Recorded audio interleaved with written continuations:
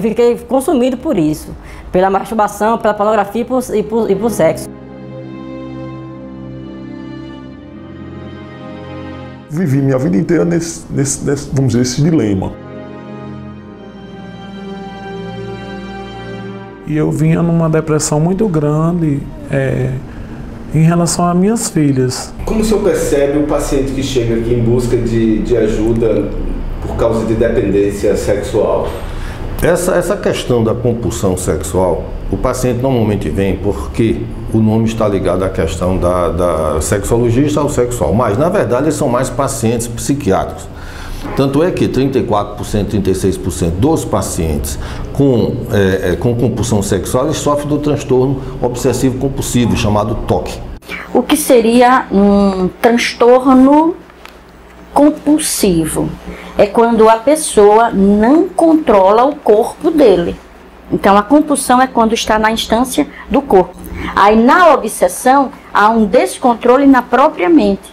A inconstância no pensamento gera o transtorno. Vivi minha vida inteira nesse vamos dizer, esse dilema de não conseguir chegar ao ponto de me relacionar com nenhuma garota. E eu vinha numa depressão muito grande em relação às minhas filhas, porque elas ficam muito afastadas de mim e eu tenho um amor muito compulsivo por elas. Já são grandes, são pessoas independentes e eu me sentia excluída por elas. É uma atividade sexual descontrolada, em que causa muito constrangimento, temor, medo, insegurança a esses pacientes, porque eles não conseguem conter, eles não conseguem se controlar como uma pessoa normal que tem atração física por alguém, ou tem vontade de praticar tal atividade sexual, e faz ou não faz e não tem um sofrimento tão intenso. Eles ficam de uma forma intensa procurando e buscam em qualquer canto.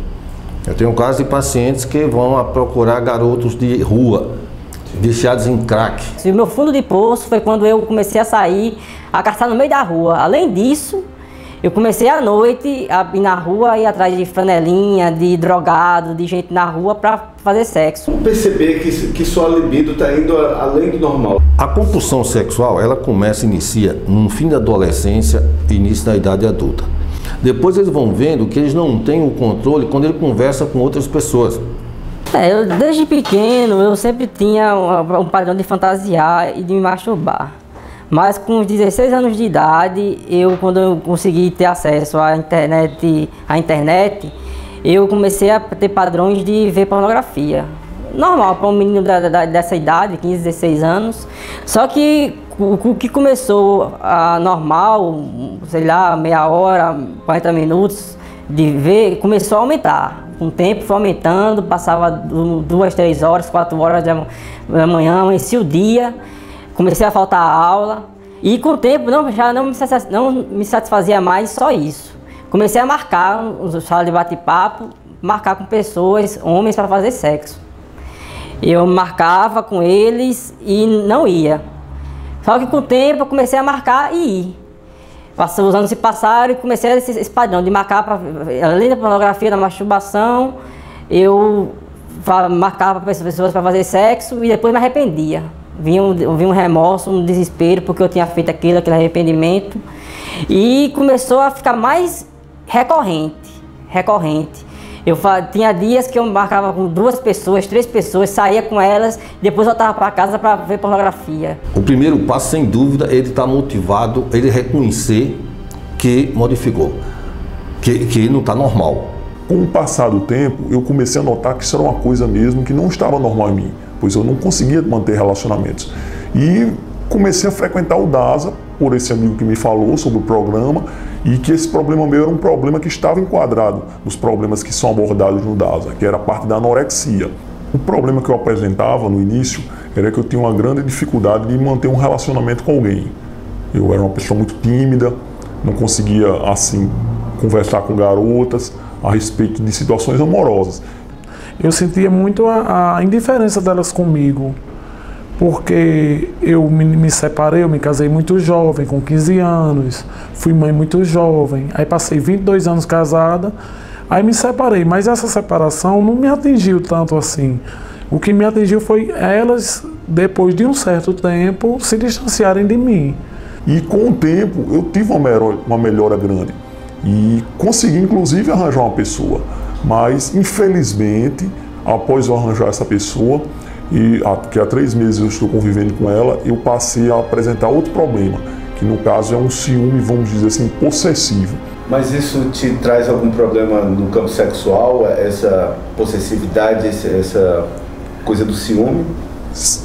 Tanto no campo sexual como no campo psicológico. E tudo isso influi no nosso organismo. Quando a gente tem uma certa compulsão, alguma coisa assim na nossa mente que perturba, a gente passa a ter revertido essa perturbação no nosso organismo. Então eu já venho apresentando problemas de saúde na parte do sistema digestivo, em questão a parte sexual. Às vezes eu noto que em certas situações eu não consigo manter uma relação sexual com ela saudável, há um sintoma como se fosse uma certa impotência, pelaquela ansiedade toda de querer estar vasculhando a vida dela, de saber se ela tem alguma coisa, prejudica tanto no trabalho como na parte educacional. Em relação à família, minha família, assim, por ver eu estar no caso assim, nesse problema, eles incentivam que eu deixe esse relacionamento.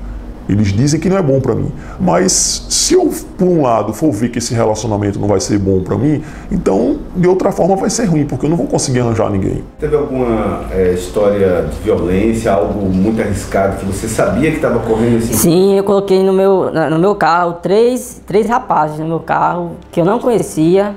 Coloquei no meu carro e levei para o motel sem saber o que eu disse, eu vou ser assaltado agora.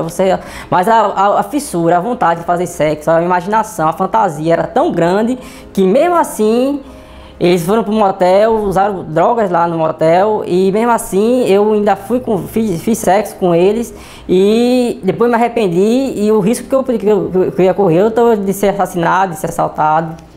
Existe tratamento medicamentoso para esse caso? Os tratamentos medicamentosos são normalmente ligados aos antidepressivos, né?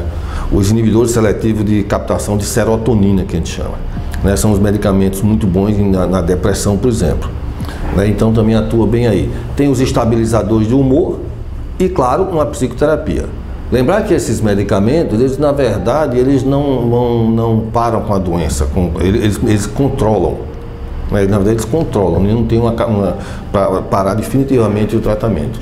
Mas eles controlam, precisa ter um acompanhamento bem interessante. Quando você percebeu que isso, você tinha que fazer alguma coisa, você procurou ajuda profissional? Procurei ajuda profissional, psiquiatra, psicólogos, mas nenhum conseguiu identificar o que eu tinha. Eu pensava que era um devasso. Procurei nas religiões também, várias religiões, para poder me libertar disso, porque eu me sentia um devasso. Isso me fazia me sentir mal. Aí eu encontrei no site, na internet mesmo, botei compulsão por sexo, dependentes de sexo, e encontrei o DASA, Dependentes de Amor e Sexo Anônimos.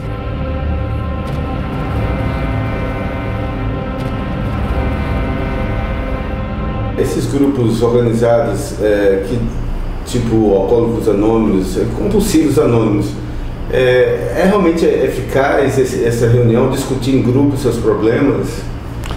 Eu acho. Eu já tenho casos de pacientes que melhoraram bastante. Eu acho bem interessante quando é bem conduzido, né? E, se o paciente está motivado, né, e é bem conduzido assim, esses grupos sem dúvida favorecem bastante. Uma instituição que faz o encontro de pessoas para falar das suas dores e trocar experiências, é claro que ajuda. Aí, graças ao DASA, a meus companheiros, eu estou curada disso, mas estou percebendo que estou com um outro problema também. Quando eu encontro uma pessoa, eu fico procurando os defeitos da pessoa.